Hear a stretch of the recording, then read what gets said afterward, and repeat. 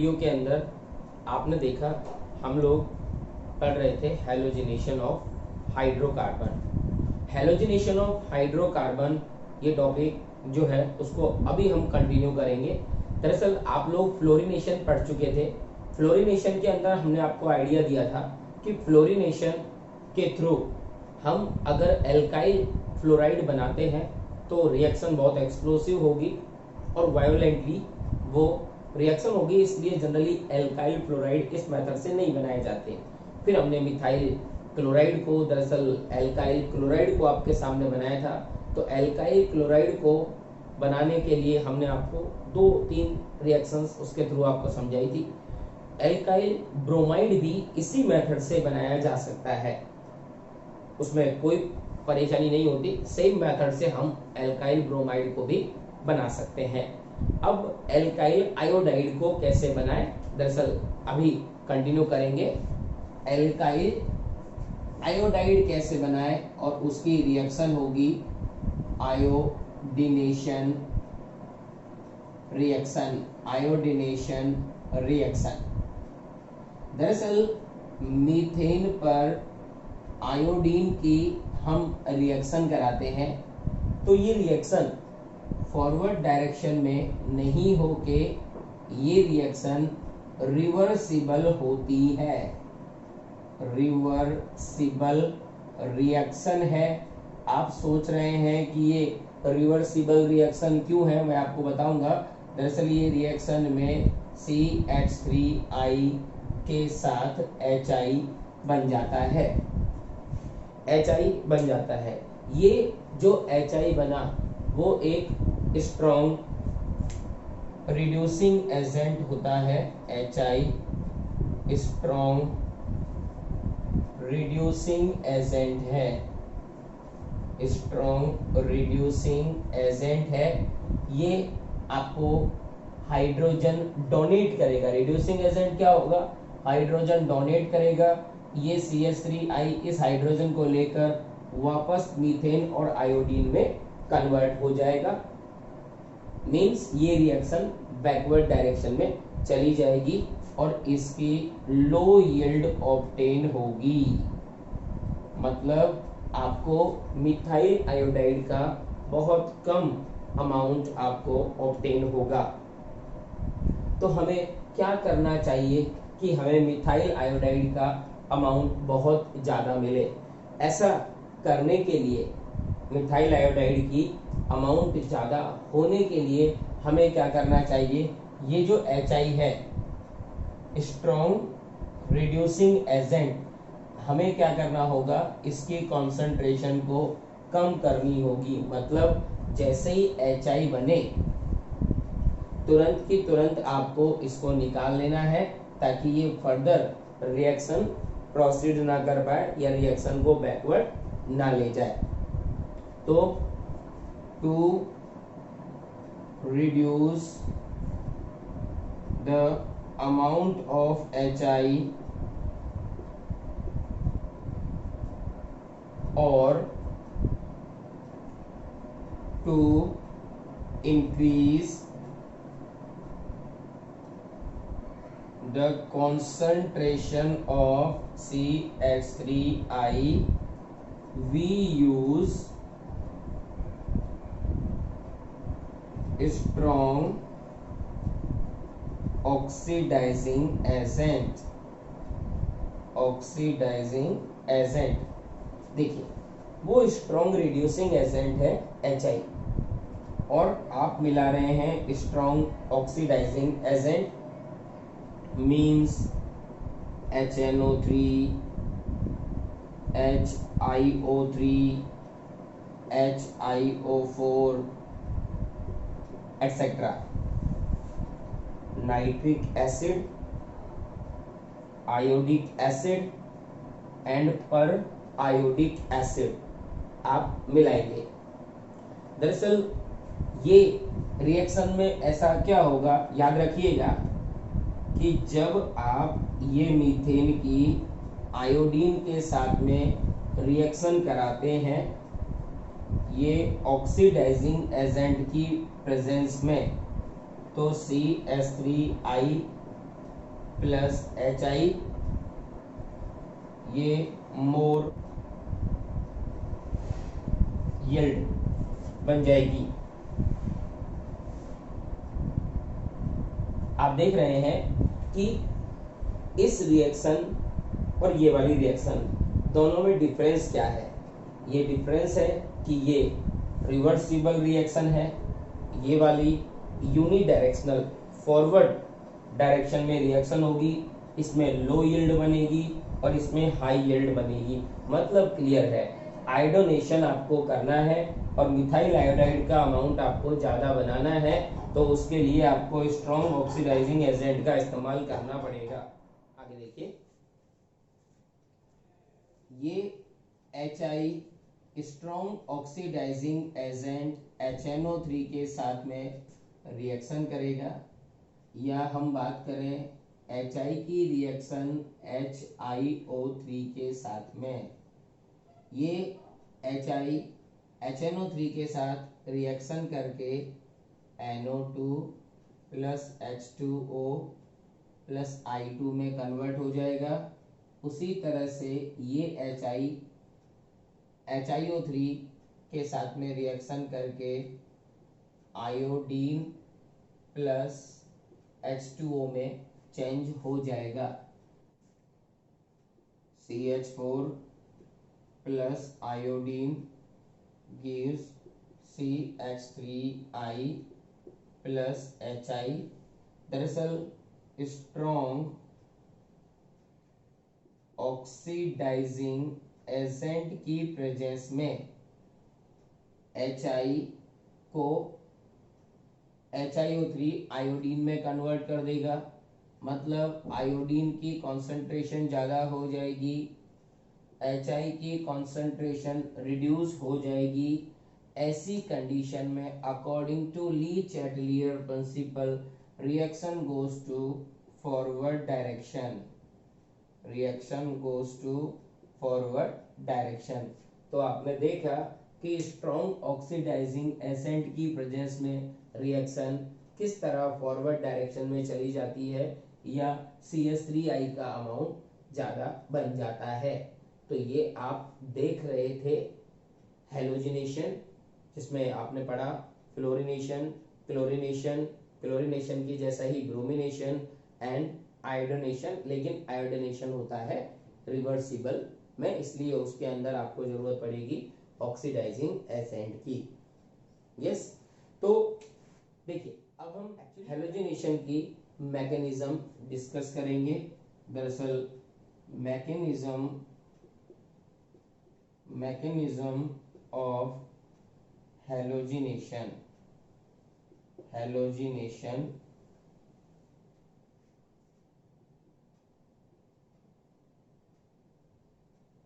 favorable reaction of alkane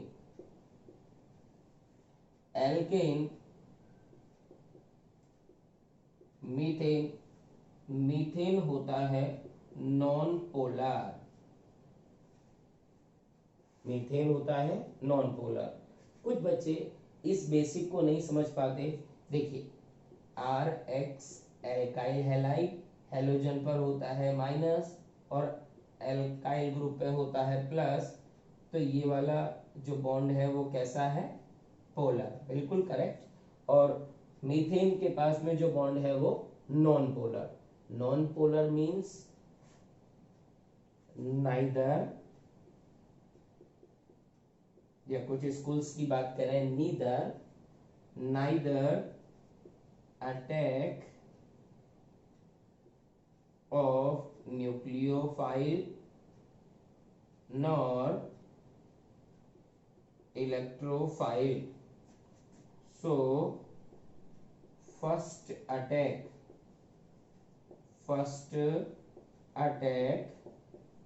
will be of free radical. First attack will be of free radical.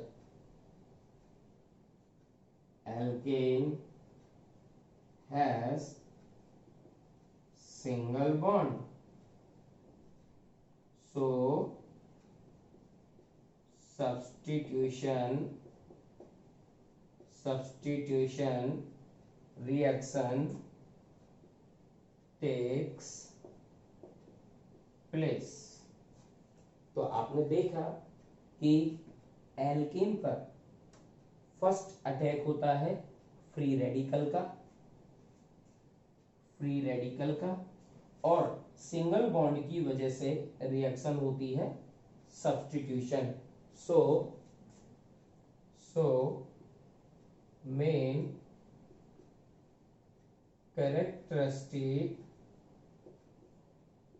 Reaction of alkane is FSR, means free radical substitution reaction। Alkane की favourite reaction का नाम है free radical substitution reaction. आप उम्मीद है बहुत अच्छे से समझ गए होंगे। देखिए ये पोलर बॉन्ड है, पक्का पोलर बॉन्ड पे neutral molecule means free radical, neutral species means free radical का अटैक नहीं होगा, इस पे अटैक होगा न्यूक्लियोफाइल का। ये आगे की क्लासेस में, आगे के वीडियोस में हम इस बारे में डिस्कस करेंगे। दरअसल free radical substitution reaction next topic.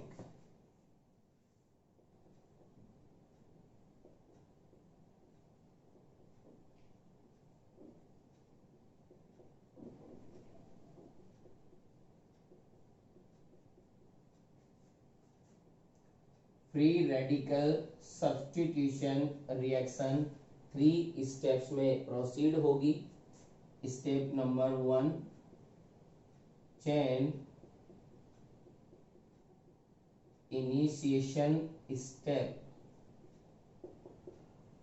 Chain initiation step में क्या होगा, making of free radical, making of free radical. दरअसल क्लोरीन सनलाइट की प्रेजेंस में या हाई टेम्परेचर की प्रेजेंस में ये क्लोरीन होमोलाइटिक क्लीवेज शो करेगा, होमोलाइटिक क्लीवेज, और इसकी वजह से क्लोरीन फ्री रेडिकल फॉर्म होगा। तो चेन इनिशिएशन स्टेप में क्लोरीन फ्री रेडिकल फॉर्म होगा।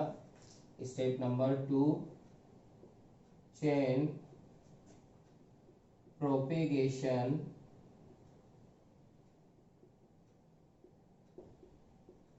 स्टेप।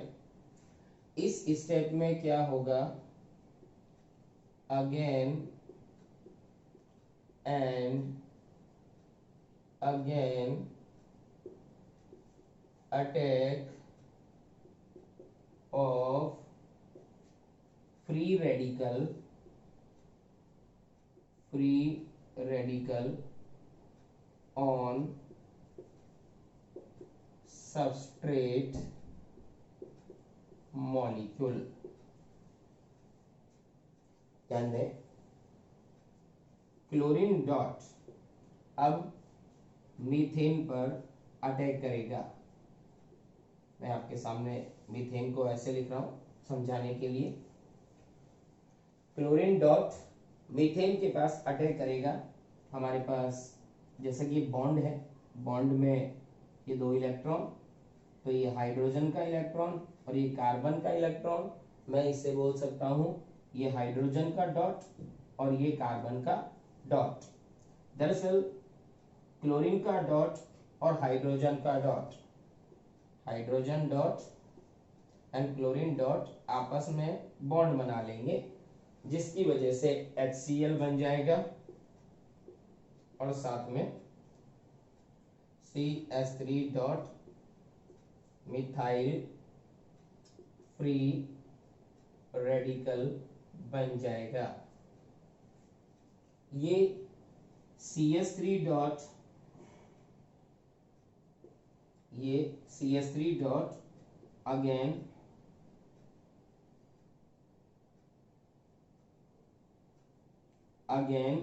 Cl2 के साथ रिएक्शन करके क्लोरीन का डॉट और CH3 का डॉट मिलके CH3Cl बना लेंगे और साथ में Cl डॉट बन जाएगा। ये first product methyl chloride form हो गया।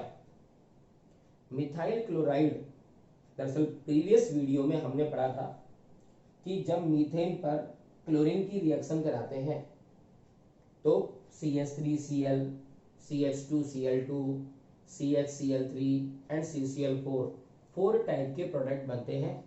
तो उसका एक्सप्लेनेशन आपके सामने लाइव है। आपके दिमाग में एक बात चल रही होगी, वो बात ये है कि Cl डॉट इस CH3 डॉट के साथ रिएक्शन करके डायरेक्ट यहीं पे CH3Cl बना लेगा और H डॉट बाहर निकल जाना चाहिए।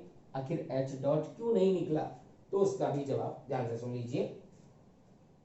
H dot will not form in free radical substitution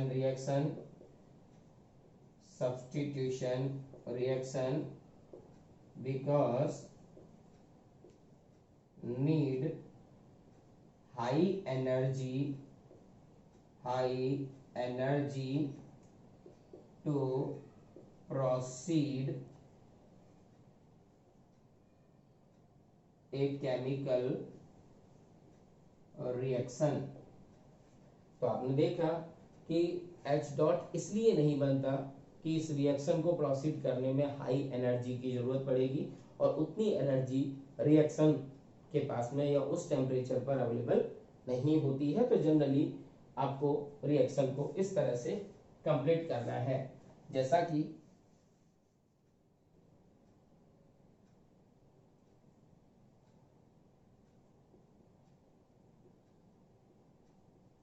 CH3Cl chlorine dot के साथ अभी आपने देखा कि CH3Cl बनता है।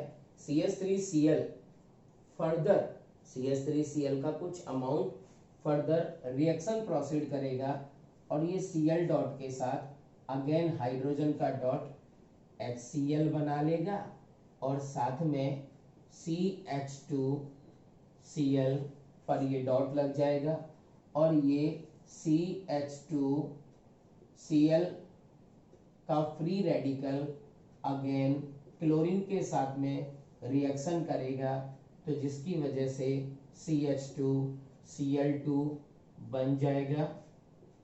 ये सेकंड प्रोडक्ट बन गया।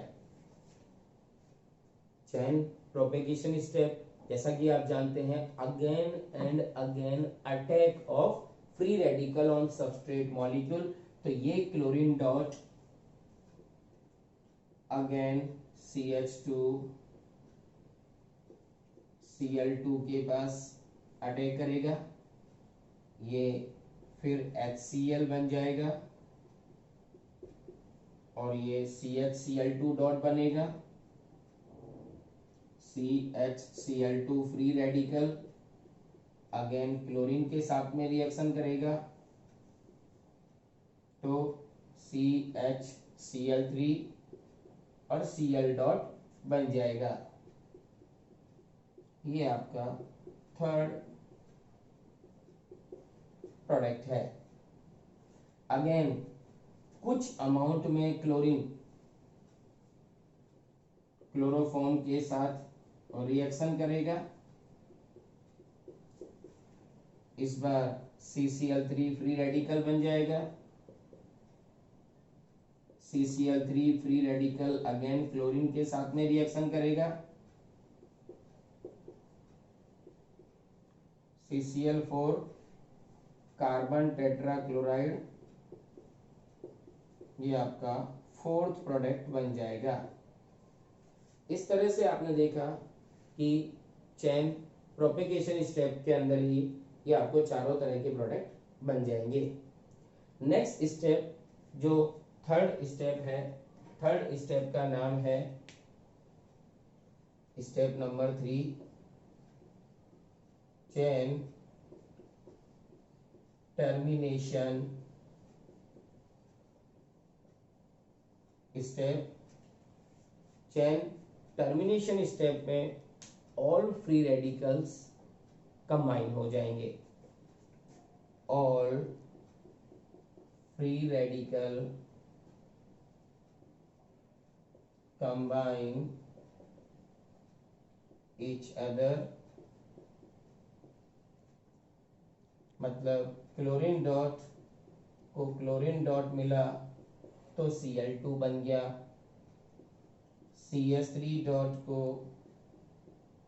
Cl डॉट मिला, CH3Cl बन गया, CH3 डॉट CH3 बन गया। जनरली आपने देखा CH3Cl तो प्रोडक्ट बन गया और ए फ्यू अमाउंट में इथेन भी बन जाता है। दरअसल टॉपिक को सिंपल तरीके से कंसीडर करने के लिए मैं फ्री रेडिकल को डॉट का इस्तेमाल कर रहा हूं। तो अब इस तरह से देखा आपने कि ये था एल्केन का हेलोजिनेशन। दरअसल हेलोजिनेशन एल्केन का तो होता ही है, एल्केन के हेलोजिनेशन से हेलो एल्केन बनते हैं। तो क्या ओनली एल्केन का ही हेलोजिनेशन होता है? क्या एल्कीन का हेलोजिनेशन नहीं होता? तो जवाब है होता है।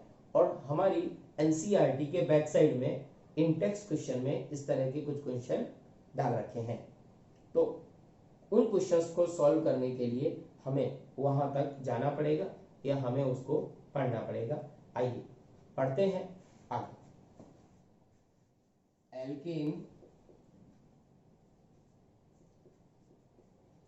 का हेलोजिनेशन कराते हैं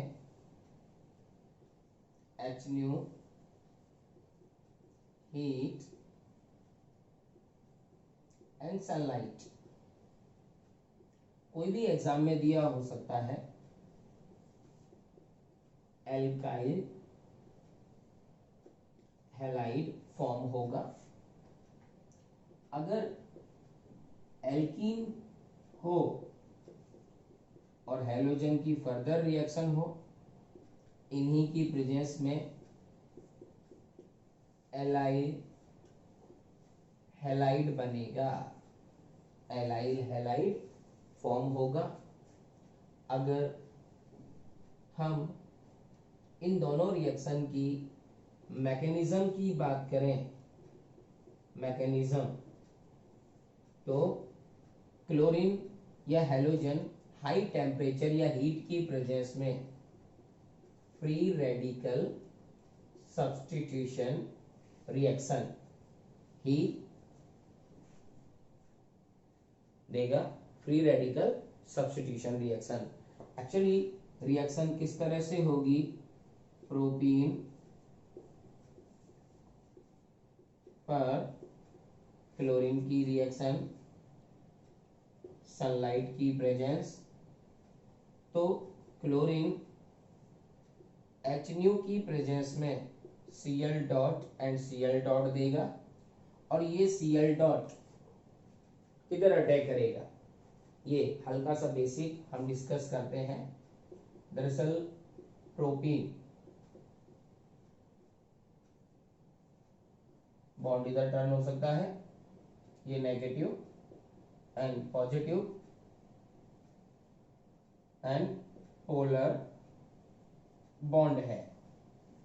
आप देख रहे हैं कि एल्कीन के इस बॉन्ड पर पॉजिटिव और नेगेटिव पोल होने की वजह से एक न्यूट्रल स्पीसीज जो हाई टेम्परेचर पर बनेगी ही बनेगी, वो डबल बॉन्ड साइट पर अटैक नहीं कर सकती।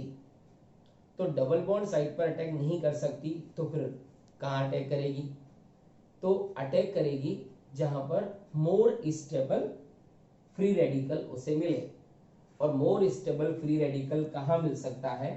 तो आप ऑब्जर्व करेंगे, या आपने पढ़ा है क्लास 11th में भी, या कि double bond single bond next atom पर फ्री रेडिकल, ये एलाइल फ्री रेडिकल है जो स्टेबल बाय रेजोनेंस है। दरअसल double bond single bond next atom पर फ्री रेडिकल होना रेजोनेंस की वजह से स्टेबल है। उसी तरह से अगर बेंजीन साइड पर, बेंजीन के ऊपर वाले कार्बन पर अगर फ्री रेडिकल है, this is benzyl free radical, benzyl free radical. और बेंजाइल फ्री रेडिकल भी रेजोनेंस की वजह से स्टेबल है। दरअसल होता क्या है कि ये वाला डॉट इधर चला जाएगा और ये वाला डॉट इधर, तो इस तरह से वो भी रेजोनेंस स्टेबलाइज है, और ये वाला डॉट इधर मूवमेंट करता है और ये वाला डॉट इधर मूवमेंट करता है। मतलब साफ है, ये भी स्टेबल बाय रेजोनेंस है। तो रिएक्शन कौन सी प्रोसीड होगी? यहां पे CH2 डॉट और इसका डॉट मिलके CH2Cl single bond, CH double bond CH2 plus वहां से हाइड्रोजन और एक क्लोरीन मिलके HCl बन जाएगा। इस तरह से ये एलाइड क्लोराइड बन जाएगा।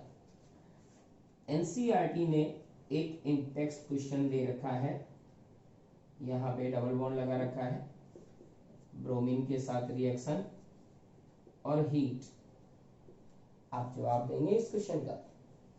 जवाब क्लियर है कि डबल बॉन्ड जिस कार्बन पर है उसे टच नहीं करेंगे, और उसके नेक्स्ट कार्बन, चाहे वो नीचे हो या ऊपर, नेक्स्ट कार्बन से हाइड्रोजन निकल जाएगा और हाइड्रोजन निकल के वहां ब्रोमीन आ जाएगा, और इस तरह से ये भी एलाइल ब्रोमाइड बन जाएगा। दरअसल डबल बॉन्ड साइड के पास वाला कार्बन जो है वो एलाइलिक कार्बन है और उस पे ब्रोमीन लग गया, तो ये एलाइल ब्रोमाइड का एग्जाम्पल है। इस तरह के एनॉर्मस एग्जाम्पल जैसे टॉलुइन, टॉलुइन पर क्लोरीन की रिएक्शन कराएं सनलाइट की प्रेजेंस में, तो क्या रिएक्शन प्रोसीड होगी? सनलाइट हो, हीट हो, किसी की भी प्रेजेंस में यहाँ CH2Cl और HCl बन जाएगा। दरअसल ये बेंजाइल क्लोराइड बन जाएगा। अगर हमें एग्जाम में कुछ इस तरह से दिया हो, ध्यान से एक बार ऑब्जर्व कर लीजिए, CH2CH3 plus chlorine 500 degree Celsius temperature, ऐसी कंडीशन में क्या करेंगे? बिल्कुल नो डाउट, आपको ज्यादा नहीं सोचना, आपको बेंजीन से जस्ट ऊपर वाले कार्बन पर बिल्कुल केवल वो ही फ्री रेडिकल रेजोनेंस स्टेबलाइज है, वहां से हाइड्रोजन निकलेगा, एक क्लोरीन लग जाएगा, इस तरह से ये प्रोडक्ट फॉर्म हो जाएगा। Is that clear? तो ये था आपका हेलोजिनेशन ऑफ हाइड्रोकार्बन। इसमें एल्केन और एल्कीन दोनों हमारे सिलेबस में थे। बेंजीन वाले कंपाउंड के अंदर बेंजीन के जस्ट ऊपर वाले कार्बन पर जो फ्री रेडिकल है वो रेजोनेंस की वजह से स्टेबल है और वहां पर हेलोजन लग जाएगा, जिसकी वजह से वो कंपाउंड स्टेबल हो जाएगा। इसके बाद हम जनरल मेथड ऑफ प्रिपरेशन का सेकेंड टॉपिक पढ़ेंगे फ्रॉम अल्कोहल, इसको डिस्कस करेंगे नेक्स्ट लेक्चर में। थैंक यू वेरी मच, मिलते हैं ब्रेक के बाद।